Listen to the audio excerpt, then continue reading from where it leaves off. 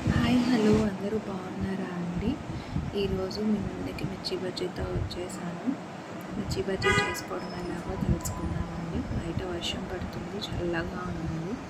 శనగపిండిలోని ఉప్పు, కొంచెం పసుపు, వాము, కొంచెం తినే సోడా వేసుకొని కొంచెం వాటర్ పోసుకొని బాగా కలుపుకోవాలి. అలాగే బజ్జీ మిర్చి తీసుకొని దాని లోపల గింజలన్నీ తీసేసి చింతపండు, ఉప్పు కలిపిన మిశ్రమాన్ని పెట్టాలి. పెట్టిన తర్వాత దాన్ని పిండిలో మించి నూనెలో వేసి డీప్ ఫ్రై చేసుకోవాలండి.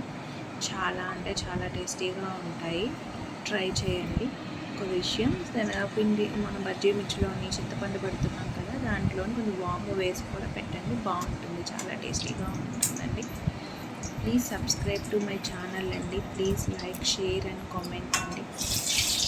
వేడి వేడి మిర్చి బజ్జీలు వర్షాకాలం తింటే చాలా బాగుంటాయి కదా. బయట వర్షం పడుతుంటే మనం ఇక్కడ మిర్చి బజ్జీ తింటుంటే దీంట్లో కావాలంటే ఆనియన్స్, లెమన్ కూడా సర్వ్ చేసుకోవచ్చు.